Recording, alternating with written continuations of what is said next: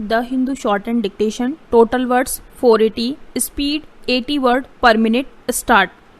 As early as March 28, the Health Ministry acknowledged that there was limited community transmission of the novel coronavirus in India. On April 9th, the ICMR and Health Ministry researchers, some of them are National Task Force members for COVID-19, in a journal paper provided evidence suggesting the prevalence of community transmission in 36 districts across 15 states. The sentinel surveillance for community transmission undertaken by the task force among patients hospitalized for severe acute respiratory infection found 40 of the 102 who tested positive for the virus had no travel history or contact with a non-positive case. While data on exposure was not available for another 59 severe acute respiratory infection patients, yet the ICMR consistently maintained that the virus had not spread to the community.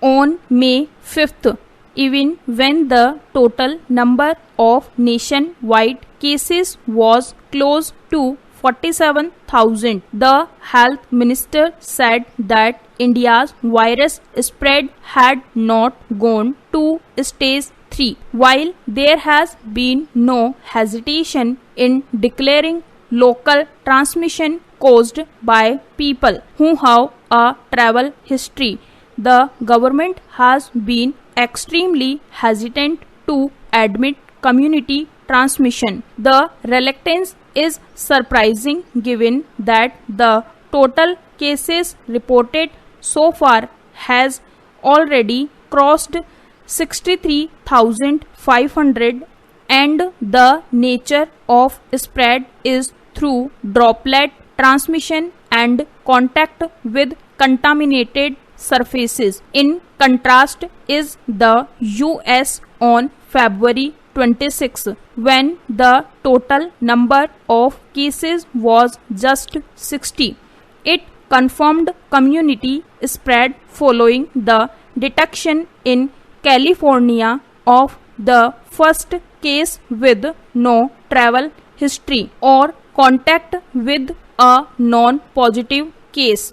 One reason why India refused to confirm community spread early on could be the compulsion to expand testing when the country did not have the capacity to test huge numbers each day.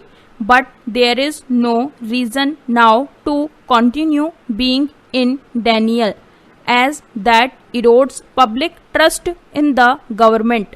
Para. Against this background, the latest decision to initiate a study in 75 hotspot districts to confirm community spread and ascertain the proportion of community already exposed to the virus is encouraging. The study had apparently got delayed by about a month due to the non-availability of reliable rapid antibody test.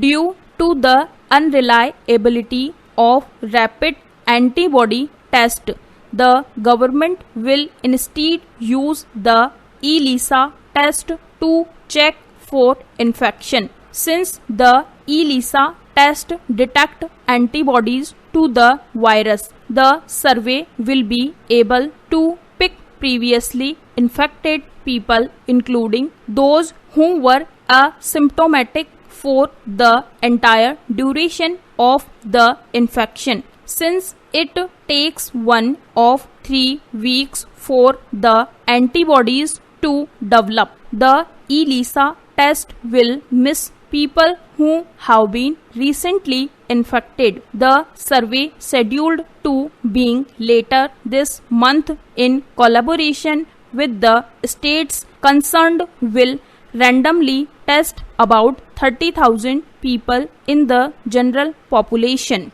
Meanwhile, all states should continue with strict containment and mitigation measures, acting on the assumption that the virus has indeed spread in the community. Stop.